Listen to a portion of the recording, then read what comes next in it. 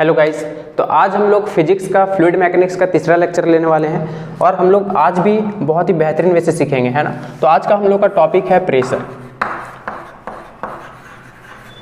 तो इस प्रेशर को भी हम लोग आज बहुत ही बेहतरीन वे से समझेंगे, है ना, एकदम फीलिंग के साथ। तो चलिए स्टार्ट करते हैं। सबसे पहले तो इसका डिफाइन, है ना, डेफिनेशन कैसे लिखेंगे इसका। देखिए, it is defined as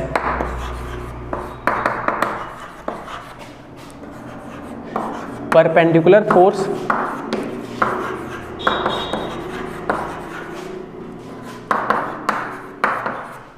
perpendicular force को ही फिजिक्स में थ्रस्ट बोला जाता है ना, थ्रस्ट पर यूनिट एरिया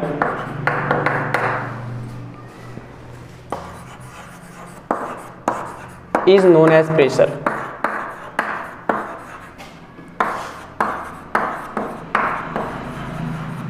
ठीक है, तो गाइस ये परपेंडिकुलर फोर्स, इसका मतलब क्या है, थ्रस्ट क्या है ना। जैसे कि सपोज मेरे पास कोई एक सरफेस है, जैसे कि ये बुक दिखाई दे रहा होगा आप लोगों को, है ना, सरफेस।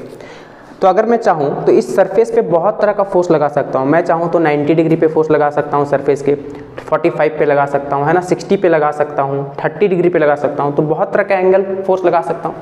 लेकिन थ्रस्ट किसी एरे गैरो को नहीं बोला जाता है ना। थ्रस्ट उसी फोर्स को बोला जाएगा जो सरफेस के हमेशा 90 डिग्री पे हो, है ना, सरफेस के हमेशा परपेंडिकुलर हो। देखिए ये सरफेस है, सरफेस के जब परपेंडिकुलर फोर्स लगाया जाएगा तभी उसको थ्रस्ट बोला जाएगा। क्लियर? ये बात तो आप लोग बहुत ही अच्छे वे में समझ गए होंगे कि परपेंडिकुलर फोर्स को ही थ्रस्ट बोला जाता है। और जो प्रेशर में जो लिया जाता है ना, वो परपेंडिकुलर फोर्स ही लिया जाता है सरफेस के। ठीक है, तो अगर मैं इसका पहले भी फॉर्मूला के बारे में लिख लेता हूँ, है ना, उसके बाद हम लोग इसको डिफाइन करेंगे बहुत ही बढ़िया वे में।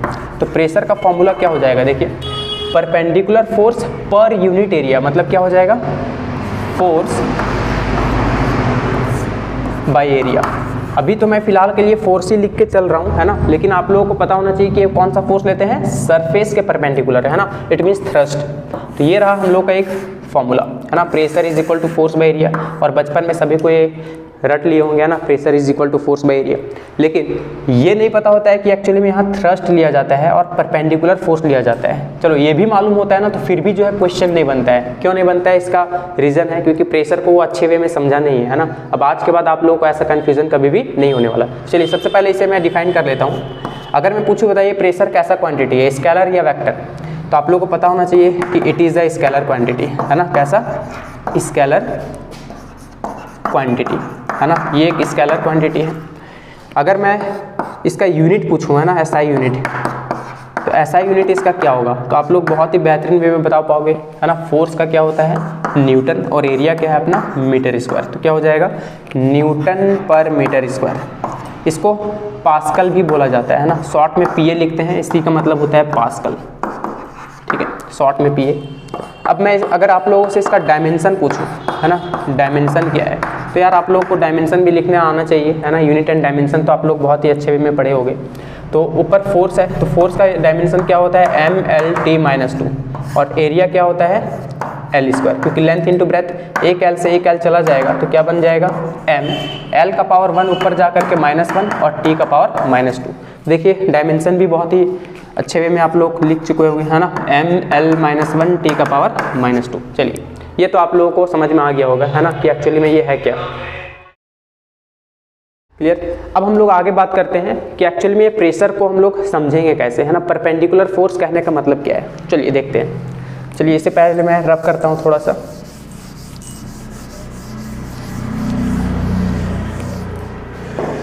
जैसे मेरे पास कोई एक सरफेस है ना, क्या है, सरफेस। अगर मैं सरफेस दूँ, सपोज कि मेरे पास एक ये सरफेस है ना, ये सरफेस है।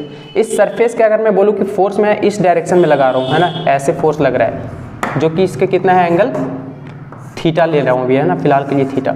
अच्छा ये बताइए, आप लोग को पता होना चाहिए कि जो प्रेशर जो लेते हैं हमेशा परपेंडिकुलर फोर्स लेते हैं सरफेस के, लेकिन ये तो फोर्स तो सरफेस के परपेंडिकुलर है ही नहीं। तो इसका मतलब है कि इसको हमको कंपोनेंट करना पड़ेगा। तो दो कंपोनेंट हो सकता है इसका, है ना। एक आपका इधर इस कंपोनेंट आ जाएगा F cos थीटा, और इसके सरफेस के एक 90 डिग्री, मतलब इसी के परपेंडिकुलर में इधर आ जाएगा कितना, F sin थीटा। अब सवाल है कि जब मैं प्रेशर का फॉर्मूला लिखूंगा फोर्स बाय एरिया, तो यहाँ पर तो दो फोर्स का कंपोनेंट आ रहा है, एक आ रहा है F cos थीटा, एक आ रहा है F sin थीटा। तो कौन सा लेना चाहिए, है ना, कौन सा लेना चाहिए? तो आप लोग के पास दो ऑप्शन है, F cos theta by area लिख लूँ या फिर F sine theta by area लिख लूँ, लेकिन लिखूँ तो लिखूँ कौन सा सही है तो मैं बताऊँ। यहाँ पर देखिए साफ साफ लिखा है परपेंडिकुलर फोर्स पर यूनिट एरिया, तो सरफेस के परपेंडिकुलर कौन सा कंपोनेंट है, एफ साइन थीटा वाला है, तो ये लेना चाहिए। अब लेकिन फिर भी अगर समझना है कि यही क्यों लिया गया, ये क्यों नहीं, तो चलिए समझते हैं। आप लोग लॉजिकली इस चीज़ को समझ सकते हो। जैसे अगर मैं बात करूँ कि मेरे पास दो ट्रिग्नोमेट्री फंक्शन, एक साइन है और एक कॉस है, आप लोग को ये पता होना चाहिए, एक 0 डिग्री और एक 90 डिग्री। बताइए 0 डिग्री साइन का कितना आता है 0 और 90 डिग्री 1, कॉस का 0 डिग्री 1 और 90 का 0। तो आप लोग यहाँ से ऑब्जर्व कर रहे होंगे है ना कि साइन का 0 डिग्री छोटा एंगल में वैल्यू छोटा होता है, और जैसे जैसे एंगल बढ़ता है ना उसका वैल्यू इफेक्ट भी बढ़ता है। देखिए 0 से 1 हो जाएगा, इसका बीच का वैल्यू नहीं लिखा हुआ, 0 1/2 1/√2 √3/2 1, इस तरह से इंक्रीजिंग वैल्यू होता है थीटा के साथ। लेकिन जैसे जैसे थीटा बढ़ता है, ठीक है, एंगल, ठीक है, जैसे जैसे एंगल बढ़ता है वैसे वैसे कॉस का इफेक्ट, देखिए कॉस थीटा का वैल्यू जो है डिक्रीज हो जाता है। पहले मैक्सिमम था, फिर 0 हो गया 90 पे। तो आप लोग बताओ यार, आप लोग बहुत ही बेहतरीन वे पे ये समझ पाओगे, प्रेशर किस में ज़्यादा एग्जर्ट होगा, आप लोग खुद सोच करके बताओ। जब मैं ऐसे फोर्स लगा रहा हूँ तब, या 90 डिग्री पे फोर्स लगाऊंगा तब। तो आप लोग यार अब कॉस बता सकते हो कि जब 90 डिग्री पे फोर्स लग रहा होगा ना, तब इस ऑब्जेक्ट पे, इस सरफेस पे जो है ज़्यादा प्रेशर एग्जर्ट हो रहा। यस, मतलब 90 डिग्री एंगल पे। तो बताइए कॉस 90 लूंगा तो आंसर कितना आ जाएगा 0, क्योंकि प्रेशर का फॉर्मूला होता है फोर्स बाई 0। अब बताइए कॉस 90 हो जाएगा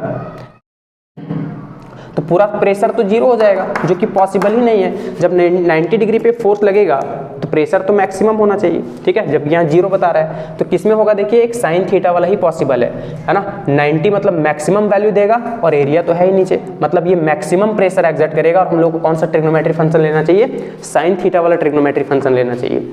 ये आप लोग बहुत ही अच्छे वे में समझ गए होंगे है ना, कि एक्चुअली में ये साइन थीटा को ही क्यों लिया जाता है ना। तो प्रेशर हमेशा आप लोग फॉर्मूला याद करके चलोगे कि फोर्स परपेंडिकुलर पर यूनिट एरिया। इसी फोर्स परपेंडिकुलर को हम लोग क्या बोलते हैं, थ्रस्ट बोलते हैं। और यार आप लोग को कंपोनेंट करने आना चाहिए है ना। जब तक कंपोनेंट नहीं आएगा करने के लिए है ना, वेक्टर का रिजोल्यूशन नहीं आएगा, तब तक आप लोग का न्यूमेरिकल नहीं बनेगा। क्लियर। तो चलिए सबसे पहले आप लोग इसे नोट करें, फिर आगे देखते हैं।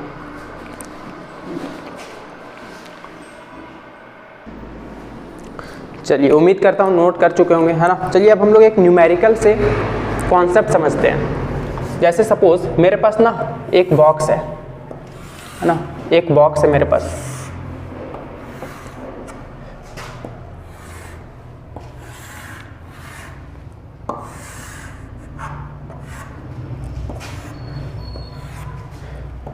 क्यूबॉइड, ठीक है, लेंथ है 20 मीटर, ब्रेथ है 5 मीटर और हाइट है 10 मीटर। क्लियर। एक बार मैं यही बॉक्स जो है ना ऐसे करके रखा हूँ अलग अलग, एक बार ऐसे फैला करके रखा हूँ और एक बार ऐसे खड़ा करके रखूँगा ना, इस टाइप पे, ठीक है। और इसका वजन जो है सपोज दैट 100 kg है। कितना, 100 kg का बॉक्स है। क्लियर। अब मैं इसी बॉक्स को, बॉक्स अलग अलग नहीं है, सेम ही बॉक्स है, ठीक है, बस रखने का तरीका थोड़ा चेंज कर रहा हूँ।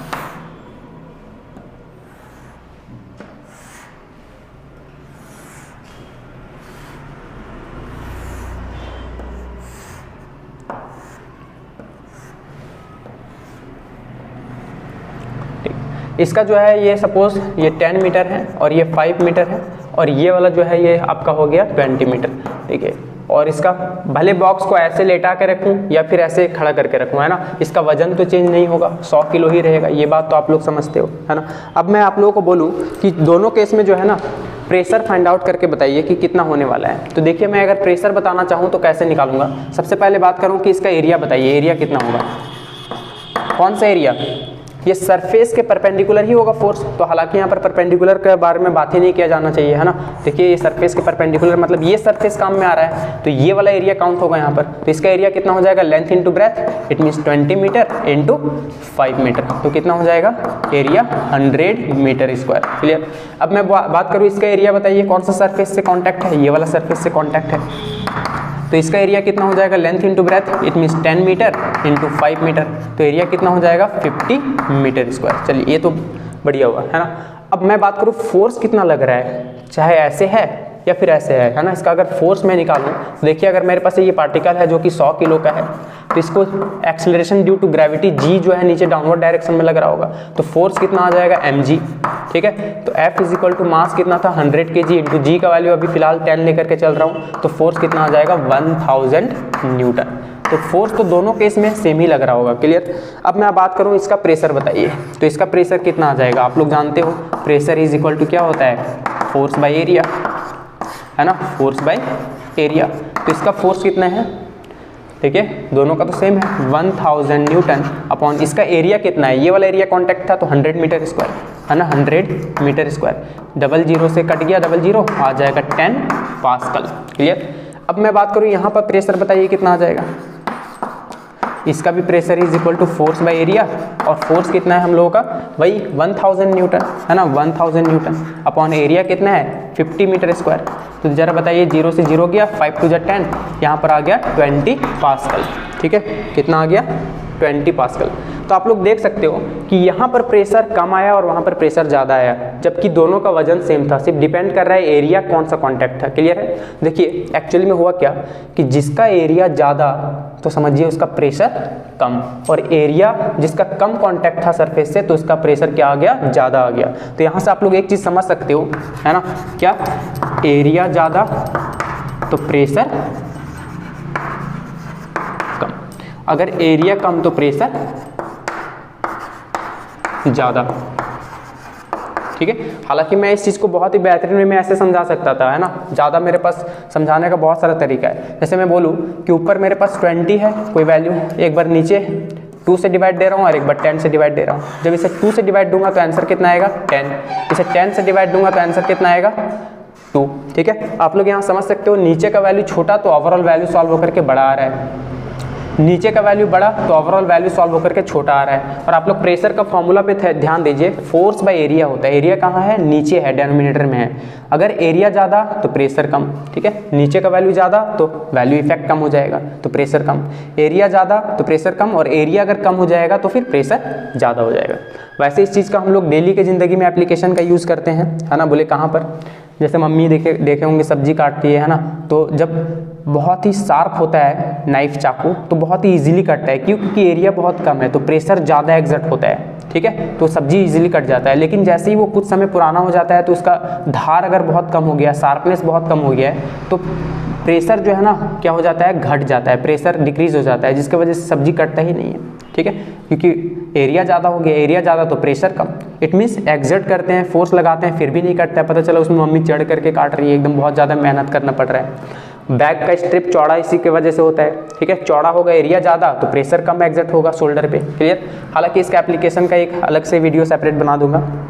फिलहाल के लिए आप लोग को ये प्रेशर से रिलेटेड सारा जानकारी मिल चुका होगा। बस आप लोगों को ये ध्यान में रखना है कि हमेशा जो प्रेशर में फोर्स लेते हैं वो कैसा लेते हैं, सरफेस के परपेंडिकुलर लेते हैं। कभी अगर सपोज दैट कि अगर कोई एंगल पे दे दे फोर्स, ठीक है, तो इसका कंपोनेंट कर लेना है, एक इस कंपोनेंट में आ जाएगा F cos थीटा और एक इसका सरफेस के परपेंडिकुलर आ जाएगा F sin थीटा। तो हमेशा कौन सा फोर्स लेते हैं, सरफेस के परपेंडिकुलर, है ना। तो बस F sin theta upon area आ जाएगा प्रेशर का वैल्यू, है ना, फोर्स बाय एरिया, क्लियर। तो F sin theta upon area, तो हमेशा सरफेस के परपेंडिकुलर लिया जाता है। तो गाइज आज के लिए इतना ही, थैंक यू।